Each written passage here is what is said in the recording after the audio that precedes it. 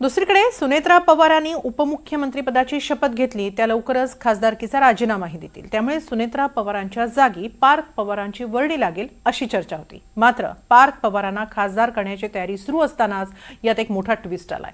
भाजपकडून पार्थ पवारांच्या नावावर काट मारण्यात आली आहे आणि जय पवार यांच्या नावाला ग्रीन सिग्नल देण्यात आलाय।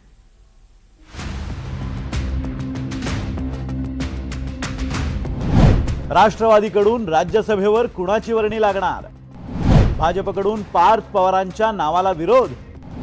पार्थ पवारांऐवजी जय पवार खासदार होणार।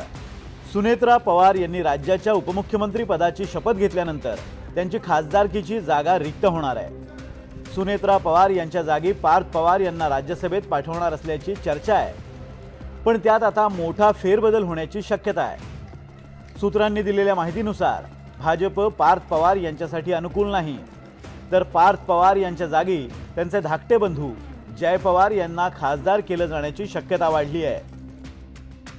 सुनेत्रा पवार यांच्या गटनेता निवडीनंतर त्यांनी उपमुख्यमंत्री पदाची शपथ घेतली, पण सुनेत्रा पवार या आता राज्यसभा खासदारकीचा तातडीनं राजीनामा देणार नाहीत। आधी बारामती पोटनिवडणुकीवर लक्ष केंद्रित केलं जाईल।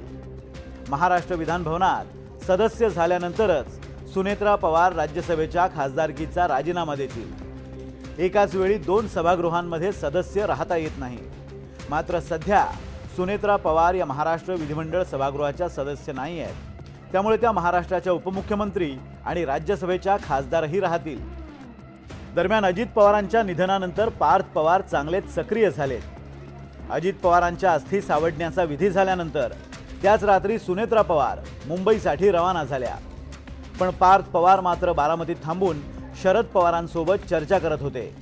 त्यामुळे सुनेत्रा पवारांच्या रिक्त जागी पार्थ पवारच राज्यसभेवर जातील अशी चिन्ह होती, पण भाजपच्या अटीमुळे पार्थ पवारांचा पत्ता कट होण्याची शक्यता वाढली आहे। मुंढवा जमीन घोटाळा प्रकरणात पार्थ पवारांचं नाव आहे। मुंढवा परिसरातील 1800 कोटींची जमीन 300 कोटींना खरेदी करण्यात आली। या व्यवहारात आवश्यक स्टॅम्प ड्युटी सुद्धा माफ करण्यात आली होती। या प्रकरणात पार्थ पवार कंपनीचे भागीदार म्हणून सहभागी होते, त्यामुळे आरोपांच्या केंद्रस्थानी असलेल्या पार्थ पवारांच्या नावाला भाजप पाठिंबा द्यायला तयार नसल्याचं बोललं जातंय। दरम्यान भाजप आणि राष्ट्रवादीच्या नेत्यांनी मात्र ही चर्चा फेटाळली आहे। मी आमच्या पक्षाचा राज्यसभेचा उमेदवार कोण करायचा तो आमचा अधिकार आहे। भारतीय जनता पक्षाने आम्हाला नेहमी सहकार्य केले आणि या बाबतीमध्ये कधीही त्यांनी आपली भूमिका यापूर्वी सुद्धा पक्षाचं मंत्रिमंडळ करत असताना, पक्षाचे इतर काही निर्णय करत असताना भारतीय जनता पक्षाने आम्हाला कधी काही सूचना केलेली नाही। उलट मित्र पक्षाला सौहार्दाने सन्मानाने कसं वागवावं याचं उत्तम उदाहरण आता आम्हाला NDAमध्ये भारतीय जनता पक्षाच्या शीर्षस्थ नेतृत्वाच्या माध्यमातून अनुभवाला मिळतं आहे। त्याचा मी साक्षीदार आहे। UP असताना सुद्धा मी होतो, त्यावेळेला काय परिस्थिती होती ती अनुभवलेली आहे। आता NDA असताना सुद्धा मी आहे, ते मी आता अनुभवतो आहोत। त्यामुळे राष्ट्रवादी काँग्रेस पक्षाची स्वच्छपणाची ती भूमिका आहे।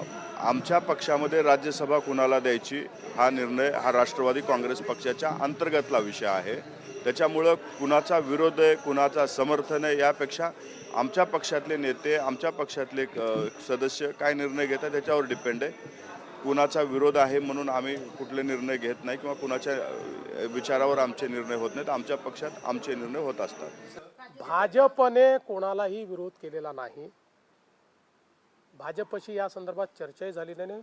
मी पुन्हा एकदा सांगतो की राष्ट्रवादी काँग्रेस पार्टी हा एक स्वतंत्र पक्ष आहे।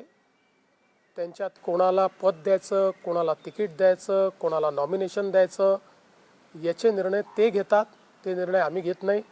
यापूर्वी तुम्ही पाहिलं असेल जेव्हापासून ते आमच्यासोबत आले, कोणाला खासदार करायचं, कोणाला आमदार करायचं, कोणाला अध्यक्ष करायचं, कोणाला सचिव करायचं, त्यांचे सगळे निर्णय हे त्यांनी घेतले आहेत। कोणाला मंत्री करायचं निर्णय त्यांनी घेतलेले आहेत।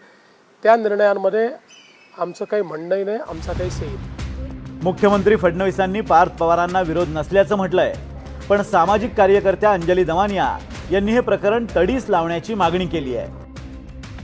अजित पवारांच्या निधनानंतर अवघ्या 3 दिवसात शपथविधी घ्यायला काहीच हरकत नसेल आणि बिझनेस ॲज युज्युअल असेल तर पुणे जमीन घोटाळ्याची चौकशी थांबवायची नाही। पार्थ पवारांविरोधात प्रलंबित FIR तात्काळ दाखल करा. खारगे आयोगाचा अहवाल त्वरित सार्वजनिक करा.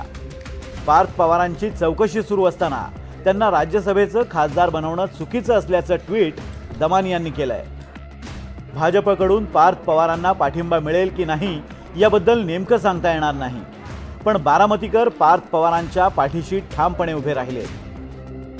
जागा रिक्त झालेल्या राज्यसभेची त्यावरती पारदादांचं नाव सगळ्या जनतेतूनच पुढे गेलेलं आहे. सगळ्या पक्षाच्या नेत्यांनी पुढे त्यांचं नाव केलेलं आहे. आणि आपण जे पुण्याचं प्रकरण म्हणता त्यात राज्याचे महसूल मंत्री बावनकुळे साहेबांनी त्यात किंचित दिलेले आहे, ते मुद्दाच राहिलेला नाही. आरोप हे विनाकारण कोणावरही झालेले आरोप करणं आणि त्या विषयामध्ये तथ्य असणे ह्याच्यात जमीन आसमानचा फरक असतो. कारण ह्या विषयामध्ये काही तथ्य नाहीयेच.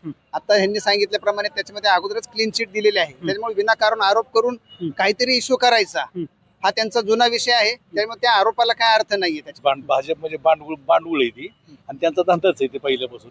आणि सगळे आपल्याकडे घ्यायचे आणि जे सध्याच्या वस्तुस्थितीमध्ये सगळं तुम्ही भ्रष्टाचारी मानायचे, आमच्याकडे घ्यायचे.